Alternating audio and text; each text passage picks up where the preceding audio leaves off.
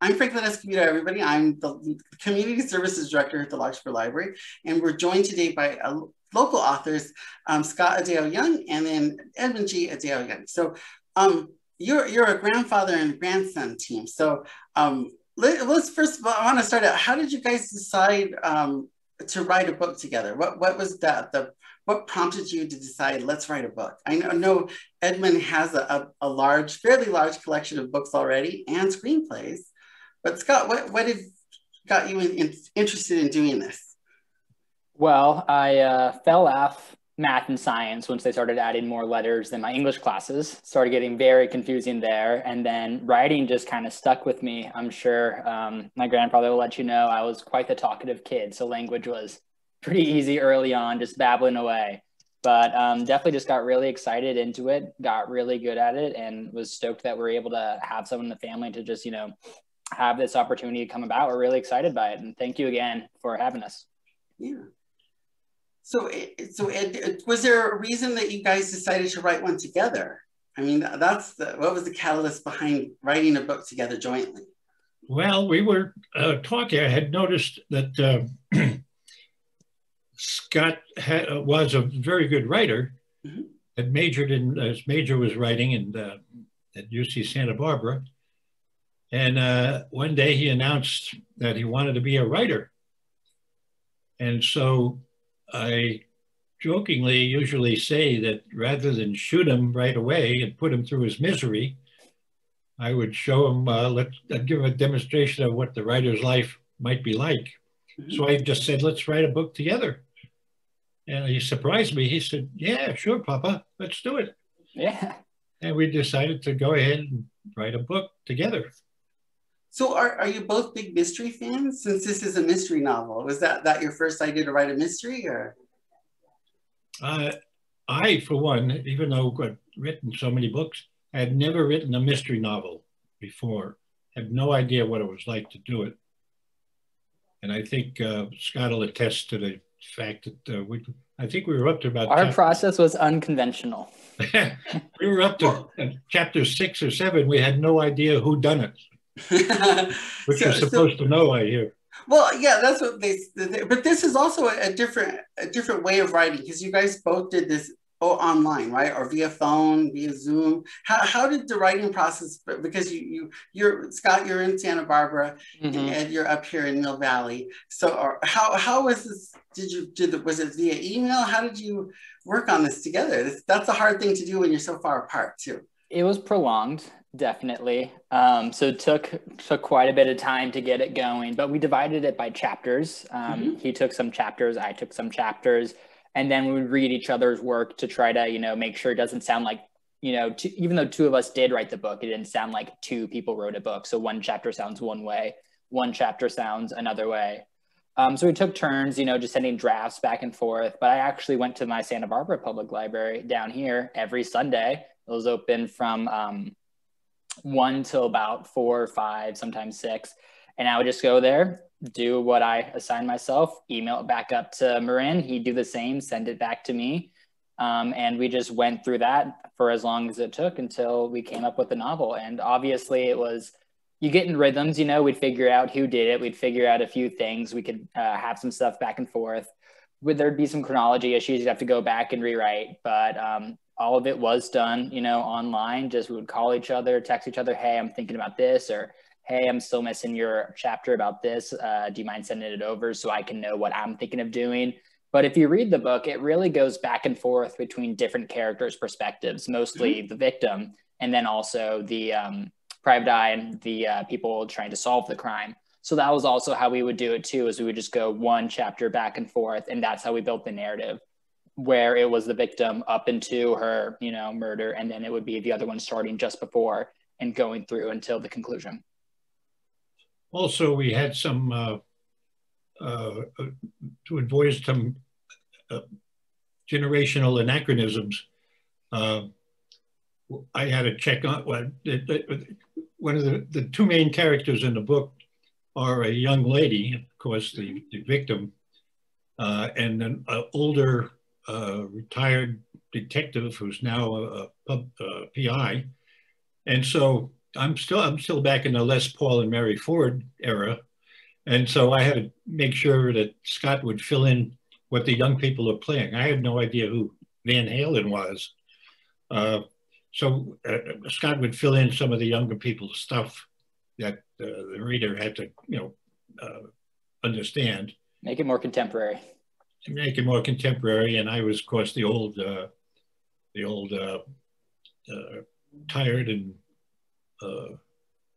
what's the word I would guess? Traditional investigator using 1950s and 1960s mentality. Well, some of the work you did. Too, and your detective too. I mean, you start off that he is, he's an older gentleman, and was that done purposely, or did you just decide let's do someone who's retired, or you just didn't want to make a younger detective? You just. Well, I was more comfortable writing from my own viewpoint as an older guy, and since it was a young person in the other side of the coin. It just made sense. That's how we split it up. Sense. Yeah, it made sense for Scott to do it also.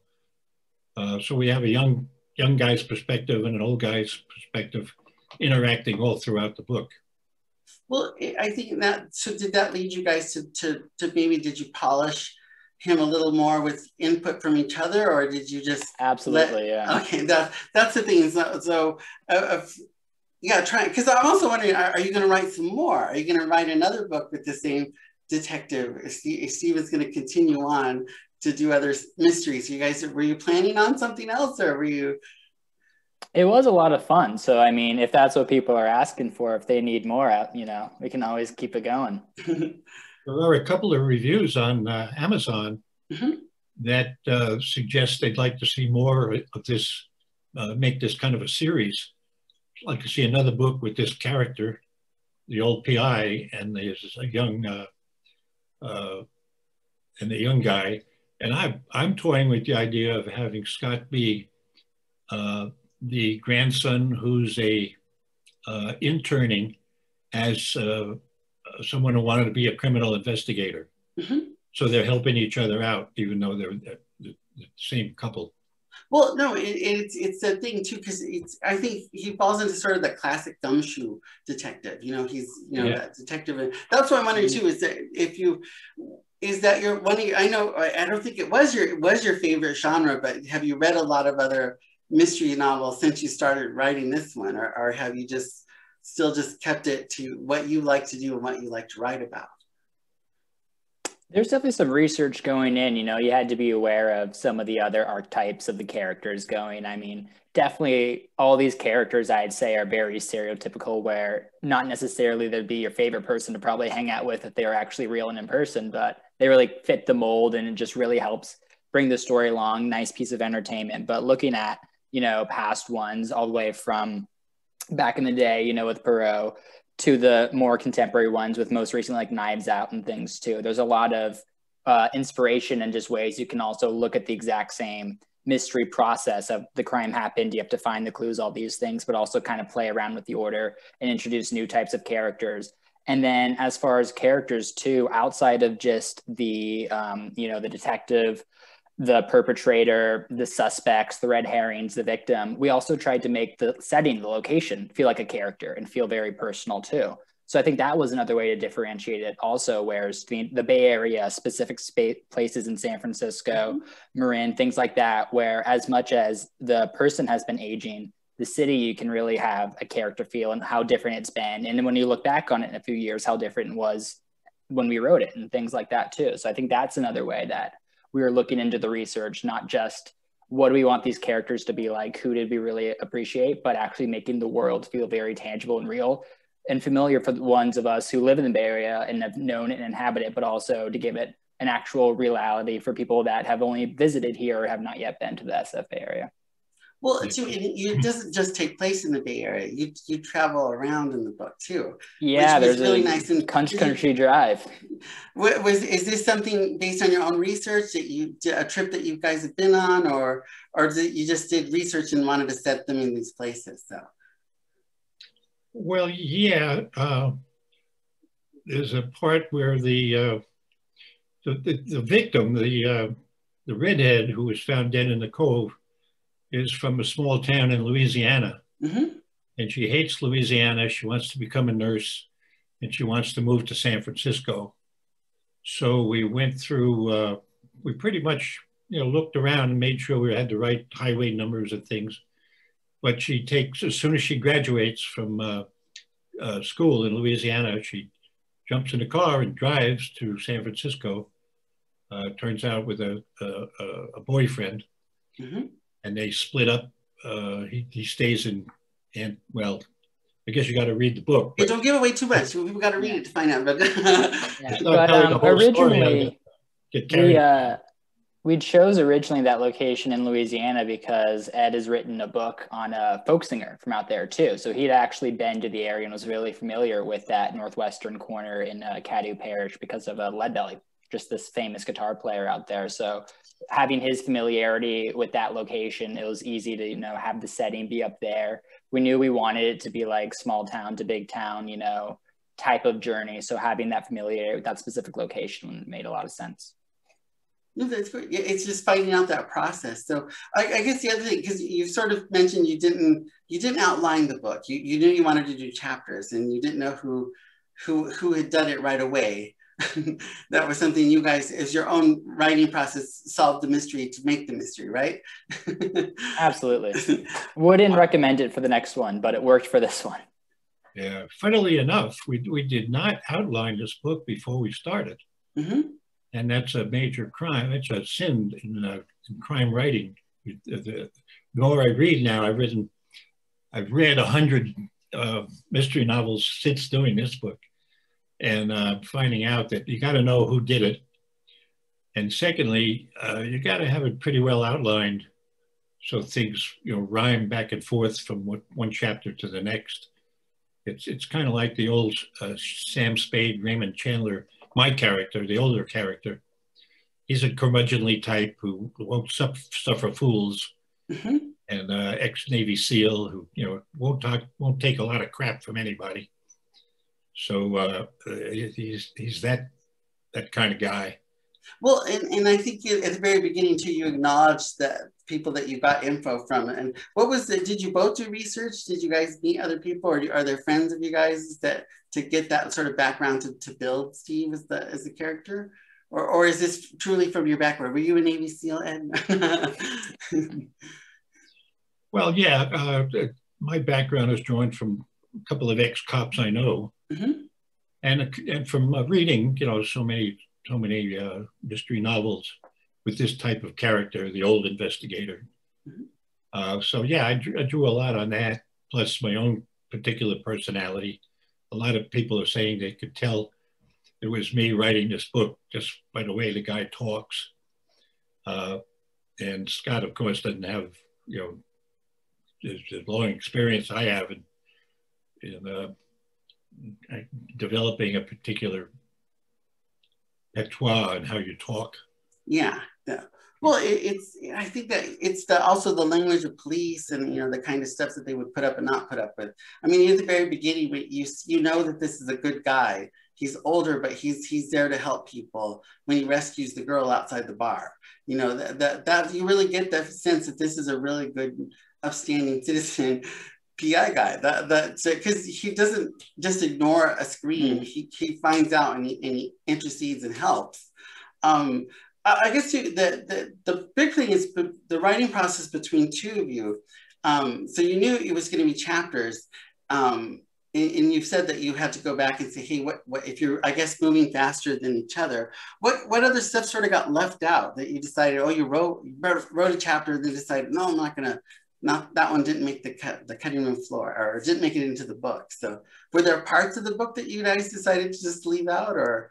I wouldn't say that there are parts that were left out, but a lot of times there'd be things that I would write or he would write, and it would just inspire. So like, oh, I really like how that is, or I think it would work in a different place. So it was kind of just like, imagine like a whiteboard with magnets and just like, moving things around like that, where it could just be a half chapter that works better with this character over here, a setting that we like over here, a conversation that I write in a further long chapter. When you read it through, like, oh, this conversation makes a lot more sense over here to keep the plot moving.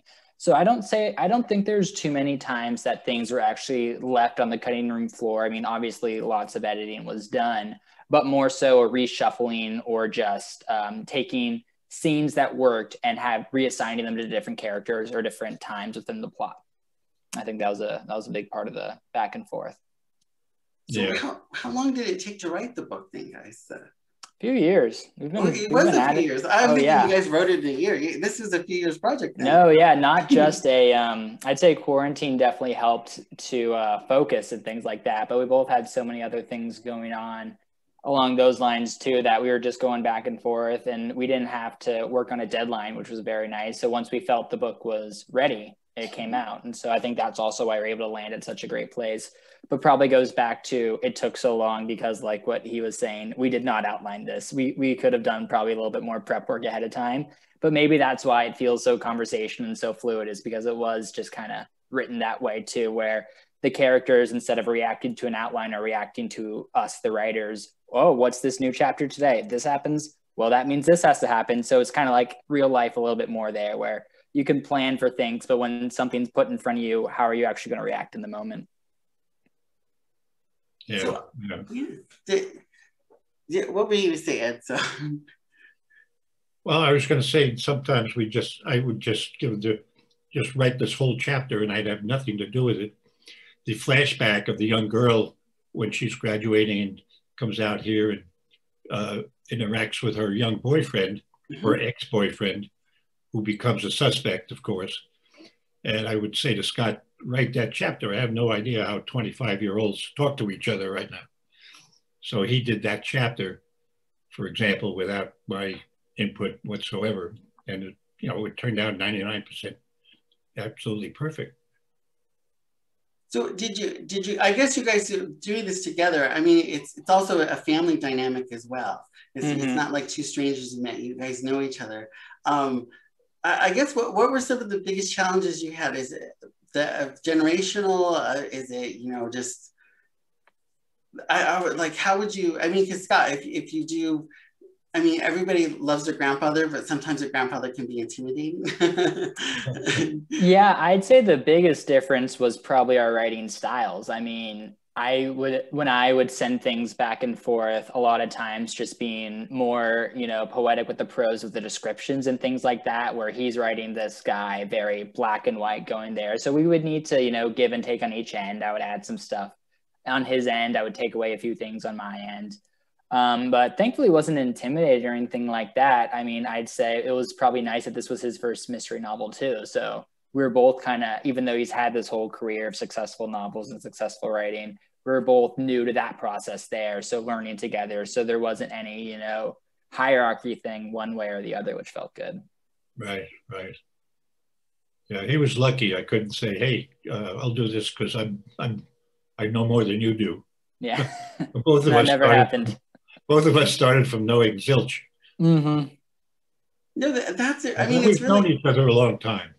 Well, yeah, I guess it's true. If it's the first time you both delved into this kind of writing. So, what did you like to write before, Scott? What was the kind of stuff you like to write? A lot of things that I was writing before weren't as long, and most of the times weren't fiction. So if they were fiction, they'd be shorter stories. So I've had a few short stories and things like that. If they were shorter as well, essays, some nonfiction, articles, profiles, things along those lines. So this was the first, longer form thing with this many thousands of words, which was different. And then as far as it being fiction versus other stuff, it's more so treating it as nonfiction, even though it's fiction, because we're setting it in this isn't a fantasy, we're not setting this in a sci-fi, trying to keep it grounded in reality. So I think that was one thing that you could, even though neither of us had done it before, we were able to have that familiarity and keeping it a little bit more realistic. But, with it being the first big novel publication coming out, I think no matter what it was, whether it was I wrote a memoir, whether I wrote sci-fi, whether I wrote a mystery, when you put in this many words into a novel, you kind of figure it out quickly of what is different, what to adapt to. But thankfully, writing was someone the first time you could bounce things off of, send it back and forth, and it was really helpful that end. Yeah, and I think too, when you write a good fiction novel, and the best ones have the best research that went into them. People, they're not like this totally completed fantasy world. It's actually based in reality, and doing research. Yeah, I will say Google Maps, Google Earth really helped with that, especially for parts like the, you know, for example, the cross-country road trip and things like that. I've never been to, you know, Western Texas. What does it look like out? Just things like that. Thankfully, a lot of technology could help since we couldn't travel with the pandemic, you know, be able to get a little bit of familiarity. Yeah, we did have to interview some experts, legal experts and medical experts, to fill in some of the accurate descriptions of some of the things going on. Without revealing any secrets. We had to know a lot about physical anatomy. Neither of us have our MD, so. Yeah, to find out, you know, how this woman was actually killed. It's no secret, I think it says on the jacket, she's found in the Cove, apparently drowned. Immediately the cops figure, but there's no water in her lungs. So she didn't drown. Hello, she was killed and then thrown in the water. So now they got to figure out how she was killed and who did it. You know. And also with her being a nurse, she inhabits a lot of that clinical areas too, surgeons, other physicians, things like that. So yeah, being familiar with how that actually works, you know, in jobs and things like that, that was definitely something that we had to outsource a little bit with some of the people we were familiar with. And you get a dead nurse, you got a whole building full of suspects.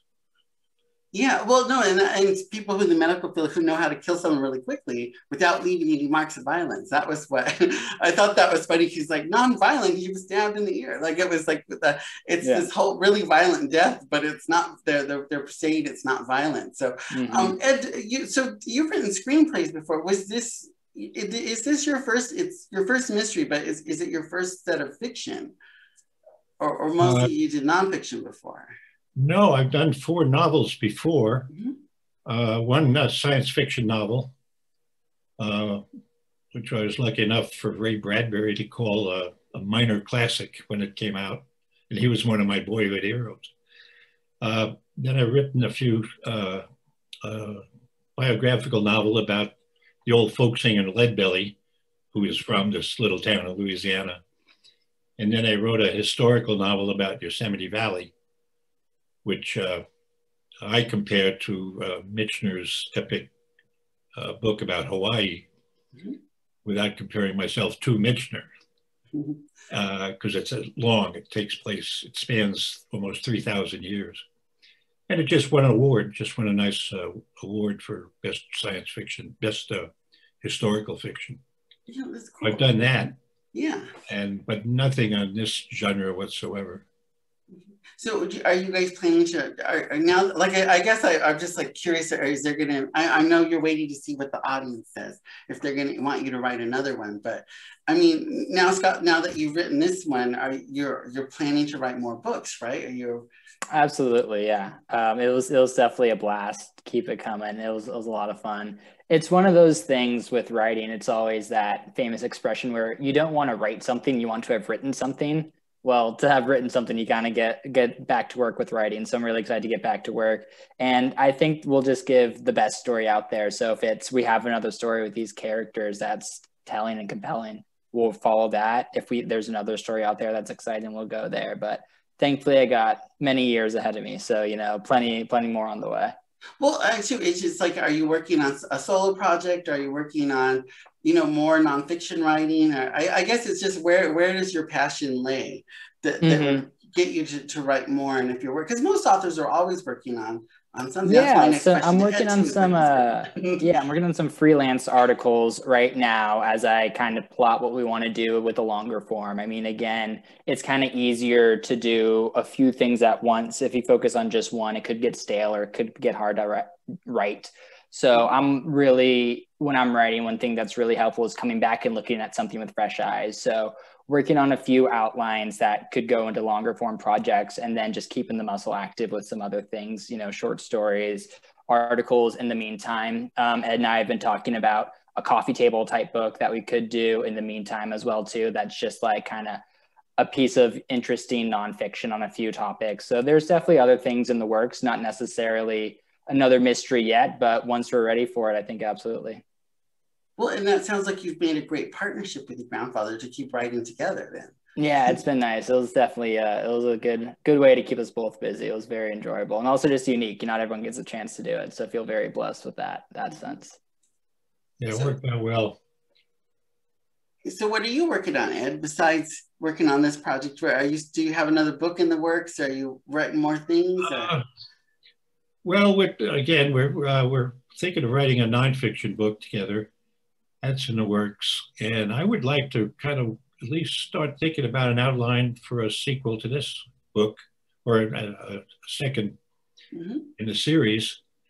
And then funnily enough, I've just written a song.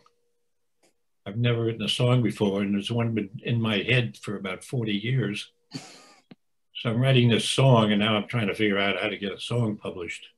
Or does the song become part of a book in the future too? That's maybe so. Yeah, maybe I'll. Yeah.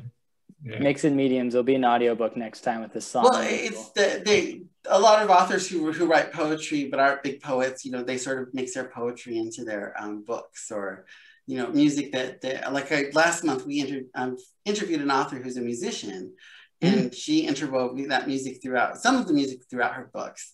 Not so much lyrics though, but just the musical quality of it. But it's always one thing that you've written it, but now you're just looking for a publisher to get someone to sing it then, right? Yeah. It's a whole different ball game, as a matter of fact. But you know, I would rather, but believe it or not, I still write with just 2 fingers. So oh my God, you guys should see him. It just takes me a while to do a page, where Scott will do a page in 2 minutes. It'll take me 5 to do that page. Well, don't knock it, Scott. There are some very fast 2-finger typers out there that they've been typing a while. They can type really quickly. So. Oh my God, yeah. I mean, his spelling's way better with me with 2 fingers. I'll tell you that. So. When I was a newspaper man, I used to challenge people to how fast we could write. Now, what they used to use, now is the time for all good men to come to the aid of their party, something like that. So I would race these good typists on how fast to write that, and they would beat me, but not by much, you know. Well, it's all about practice. I think I've met another author who wrote with 2. They just typed with 2. That was how they learned to type. Where us younger guys who grew up with typewriters and computers, we have typing skills. Like there's still people that amaze me that type so fast. I'm sure it all comes up the same on the word processor. It all looks the same, however it gets done. Yeah, they're probably just blowing across the keyboards, you know, where like some of us who are still, but yeah, I don't think there's anything wrong with typing with 2 fingers. And then there's still authors out there who just still write with pen and paper, that they do all their drafts on paper and then they have someone, you know, put it in the computer for them. So yeah. It's you know, it comes once you start figuring out what you want to say, it comes really fast. And this book, once we figured it out, came faster than we thought it would. In fact, it could have been a lot longer, but we didn't want to stretch it out. You know, some authors will take a page and a half to describe the front of a house. Yeah, I keep thinking back to Moby Dick when it's 14 pages on the color of the harpoon, and you're just like, you get it. Exactly. In fact, I teach screenwriting now and then. And in my classes, one of the first things I tell is that in a novel, you can describe a sunset. You could take a page, you know, the sun sets, the sky gets blue and turns purple, and the clouds and the birds stop chirping and go into their trees. You get that whole thing. In a screenplay, you write the sun sets. No adjectives, no adverbs. That's it. It's a whole different kind of writing. Well, so the same thing I'm finding is true in prose writing. Some authors take 2 pages, you know, to describe a harpoon, where I always have had the tendency in my style, I would say he picks up his harpoon and goes after the whale. you know, who cares what color it is? Well, and I think that you guys, it has a good pace to the book. There's not like too much, you know, description that will bog you down. And even the little stuff you do describe, I think really paints a picture for someone who uses their imagination. Yeah, and that's I think the that stuff I liked about the book. You really, because I'm new to the Bay Area, so I'm still not familiar with everything. So I mean, even just describing the very beginning of the book where you're out in the Cove, like when he's out there waiting to get a ball, like it's something I would never have imagined, that there's somebody sitting out in a kayak or people on the boats. Trying to catch learning why the wall is 24 feet high, things like that. Absolutely, it's nice to just have those little anecdotes spliced in. Yeah, there's a lot of information that people, even native San Franciscans, don't know that they're finding out in the book. Like he just mentioned, why is the wall in right field at Oracle Park 24 feet high? And it's because that's Willie Mae's number. That's cool. People don't realize that. Well, I think because I guess you're local, so you add that local flavor to it as well. You put in the things that not everybody who doesn't live in the area would know. And I thought that's what I also like too. It's just these little bits and pieces. Like, I want to go see that. I want to go over there and look at that now. Yeah, everyone listening now can take it on one of those 2-decker buses you see in San Francisco sightseeing, and just instead of bringing, your tour guide book or something like that, just bring this mystery novel. Like, oh, there we go. That's Tatted Girl right there. Gonna stop in and have some seafood for lunch. A couple of reviews I've seen on Amazon say, I used to live in San Francisco, and it's brought back memories. And, let's go back to trying to make it a character, like we were saying before. Try to make it feel like its own unique part of the book. It's not a mystery novel that could be set anywhere. Want to have it very grounded. Yeah. No, and it was. I think you guys did a great job of grounding it in San Francisco, and that's what really makes it a fun read. And it's a good, fast-paced novel. And you're like, even though it sort of jumps back and forth, but the reason you guys did that was just because of the age difference in writing, or was it originally just an easy way to write the book for you guys? I liked it as far as just the way it's storytelling, where we did a few chapters up front, and it's the crime has already happened. It's getting introduced to who some of the suspects might be, the PI, the police that are assigned to a medical examiner, all the things that you might open a mystery with. But to give you a little bit more context and a little bit more familiarity with why we should care about the victim, who they were, and then also introducing suspects throughout, like the victim was recently married, so not a great guy, a little bit of backstory there. So it's a way where it was almost a primer where once the PI, the cops, whoever it be, is going to go interview someone, how is that person familiar in the story, be it her brother who just moved locally up into Sonoma County, things like that. So it's also a good way to get people familiar with not just, and now he's going to go talk to the victim's brother. Now he's going to go ask about the victim's father, who's this terrible guy, and all these things. It's an actual familiarity where you know who this character is before the kind of like down to brass tacks, what do you know about the crime? So I think that was a really nice storytelling way to go too. And so that you weren't just set in one thing where you follow one person all the way through, but it gives you a little bit of a break in the narrative and the story, and just it's a nice, I think, flow one way to the other. But if you stack them up differently, they would flow seamlessly. It's like almost if you've seen the movie Memento, it's just the black and white, the in color. If you were to watch them one and the other, they'd make sense. But because they're interspersed, it kind of gives it an interesting narrative. Yeah. Yeah, well, it gives you that background that sometimes you don't always get in a mystery novel, that you would it's just, like you said, it's just the detective, unpiecing and unraveling, where actually you get to see it a little more. You get a little glimpse into the life before this happens. And then, there's the one thing I want to talk about, I can't talk about it because it'd give away the ending. So you can also use it too when you reread as seeing when people lie to certain people too, because you have like the flashbacks, which are reality, what did happen. Then, there can be some deception when they're talking to police, talking to PIs, things like that too. So it's also just a little bit of way to add some complexity and nuance as well too, which is always fun for mystery. This is also true how you add those red herrings, right? Yes. You throw in those little things that throw us off. Just like, well, is that the killer or not the killer? You're wondering. You're convinced it's one person till something else, and you're like, oh, I don't know anymore. Yeah. it's a lot, I don't know, of the contemporary writers, if you like Michael Connelly's mystery books, he has a character named Harry Bosch, Hieronymus Bosch. It's a lot like his character, Bosch. He's kind of an impatient guy, but one who, again, won't suffer fools easily, but goes on analytically, you know, and finds something that gives him some kind of hint on what direction to now follow.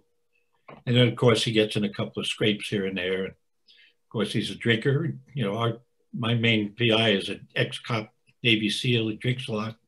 So there's a lot of bars in San Francisco that you remind people of. And so, you know, it's that kind of style. I'd like to think it's a lot like Mike Connelly's. Yeah, no, and I got the feeling of like, that's what I thought about too, was Bosch. It's very much a Bosch character. Oh, glad to hear that. Yeah, I do. I read a lot of the Cinemas Bosch book, and I like in the TV shows where they made him more modern. They moved him out of the 80s. Yeah, that's Vietnam serious. War veteran and made him an Iraq war vet. But I think that's, I still think, to me, I don't, you know, you don't get a sense of that it's set in a time period. I think it's good that it's sort of, you could pick it up and read it and not say, oh, this is 1980. I think I don't get a lot of the technology in it, so I think it will make it live a lot longer on the shelf. Where if you read some of Michael Connelly's early Bosch novels, he was using the payphone all the time. And yeah, I think we used it in a sense where we kind of just gave dates only for chronology, just so you can get a sense of people's ages, things like that, but not try to be like, this only can happen in this year because of the type of technology, things like that. Like, we left it very ambiguous as far as the way people are using technology and phones. So a little bit of timeless there, which will be nice. Well, yeah, it adds to the imagination of what you're doing, and it makes it sort of fit. You could fit it in any time period if you wanted to.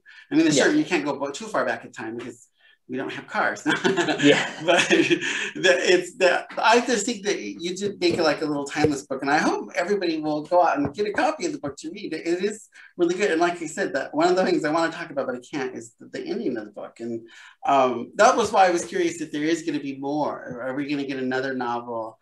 And that was also why my worrying about, he's an older PI. But he's looking to get lots of good stuff. He had plenty of energy in this novel, so you know, I think he's got a few more in him. Well, no, and he's, you know he's got vigor in life, even though he's drinking a lot, and he's, you know, he's still got all this vigor of life in him, and that's why you really like the character. You really like Steve, because he is this, you know, a retired cop, you know, ex-Navy SEAL. He's still physically fit and can take on a thug. I hope he's going to be around, because he's my alter ego. But he'll be a, you know, a character. If we do another couple of books in this with this particular character, he won't change much. Well, no, I think that's a good thing. You like that. I think you've set up a really great, you know, background story that you could move forward with him and doing it. But I just like, if you could go back in time, what would you guys do different writing this process? Besides making an outline, I guess. It would be nice to do it in the same room sometimes too. I think, you know, having that riffing in person would be really good too. There definitely could be some things that would be lost, you know, when you're just emailing back and forth, some nuance. You know, spending time together would always be great. So that's probably one thing that would be fun, a little bit more, you know, whiteboarding sessions together. And then as far as other things too, I think one thing different that would be really exciting is we have it just being two narratives back and forth and that whole thing as well. But like when I was saying, we tried to introduce a few things with nuance and complexity, with they could be lying, then you see what the truth is, stuff like that. Playing around with, you know, the unreliable narrator, I think could be a little bit more interesting too, because there are definitely some times where we point very heavily to what Ed was saying. You know, this guy's drinking quite a bit. Some details are getting fuzzy on his end, and some misinterpretations are happening on his end too. So that could be another interesting thing. The more he goes, and we keep alluding to the end, it's a very climactic ending that's going to change a lot of characters. So he could be struggling with a few things after this that gets him in a little bit more trouble as well. Yeah. And of course, now that we're 20 minutes apart, if Scott gets his apartment in San Francisco, instead of 6 hours apart, we'll be able to get together more often in the same room. I've written several books with a collaboration with a partner. And we wrote, of course, in those days in typewriters. And there'd be one guy I'd call the typist and one guy the pacer. The pacer would dictate to the typist, and the typist would change as he goes along. And the dictator would get a better idea and say, wait a second, get up. So the pacer would become the typist and the typist would become the pacer. And this would go on all day long. And pretty soon you had a pretty good chapter. So maybe we'll do the same thing with computer keyboard. Yeah, in being close. So, no, I think that's a lot of stuff. I think that the challenge, I guess, for you guys too, is that your book came out in the middle of a pandemic. So, yeah, hopefully that will be different next time too. Yeah, it's really, you know, that's also one reason too why I wanted to do all these author events, to make sure that authors like yourselves got a chance to show people that you've written, what you've written, and get a chance to meet people still, even though it's virtually, you're meeting people. But it's hard, because I guess, what would you guys have done if you were able to publish the book? Would you have had a launch party, or did you have a launch party? No, we couldn't really do that. We had a family party, but it was tough having a formal book party. And, you know, inviting a lot of people, because we were still in the COVID thing. So we just had a personal party. We had a lot of people over to whom we owed an acknowledgement in the book. And so we gave them autographed copies and, you know, sat around talking a lot about their contribution to what we did. The doctors, the lawyers.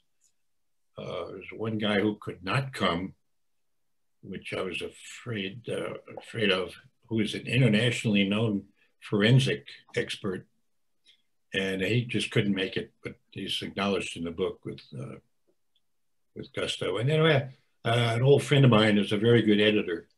He kind of did our informal editing, so we acknowledged him in the book. But he's in Illinois, so he couldn't come.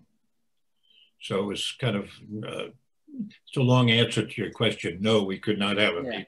But we're hoping to do, you know, a second life, second birth for this book. Well, yeah, and I think even too, the way you guys did it, because that was what I was really intrigued when your grandmother first told us about the book, that you wrote it like from so far apart without really seeing each other, and even if it took a couple of years, that you didn't have that one vacation where you came and like sat down and brainstormed together.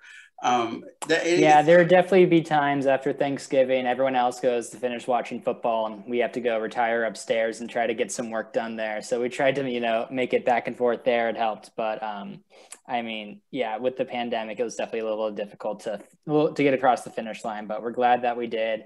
It all came out at the right time for a reason. And I think it will be nice now that things are opening back up. We can start meeting everyone and going in person to some bookstores, things along those lines. Well, I'm glad it came out. I really like the book. So it's also on the book promotion idea, the publishing world has changed a lot over the past 2 decades.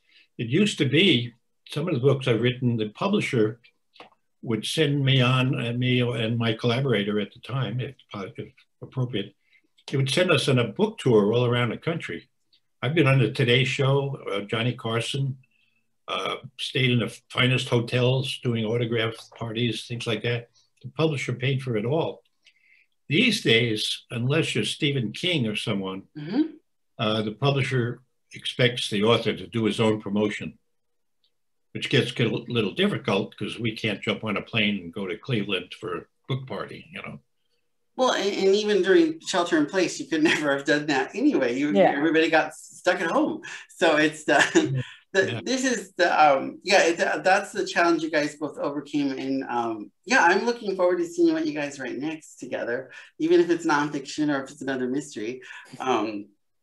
But everybody, I recommend everybody get a copy of the book. I'll have the links to it in the follow-up. But yeah, I think you guys did a great job. I'm looking forward to seeing the next one.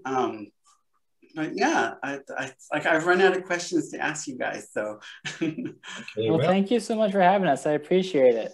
Yeah, no, thank you guys for joining us today. And did you have something else to say, Ed, or did you?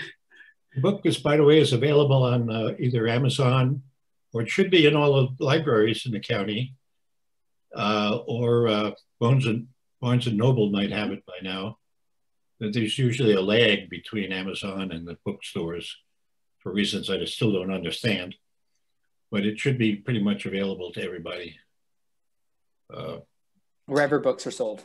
Yeah, no, and like I said, I'll include those links and the follow-up emails to everybody. But thank you both for joining me today and taking this time out of your day to join us here. And then like I said, I do look forward to seeing what you guys write next. And I'm hoping eventually we'll have you here in person too. That way you could meet your fans and sign some books. And but yeah, thanks guys. So thank you, I appreciate it. I hope everyone listening has a good, enjoyable rest of the new national holiday. They take some time to celebrate and all those things, but I appreciate for having us. We'll be excited to come up to Larkspur soon. Thanks, Scott. Thanks, Ed. You guys have a great afternoon too. Hey, you too. Goodbye. Bye.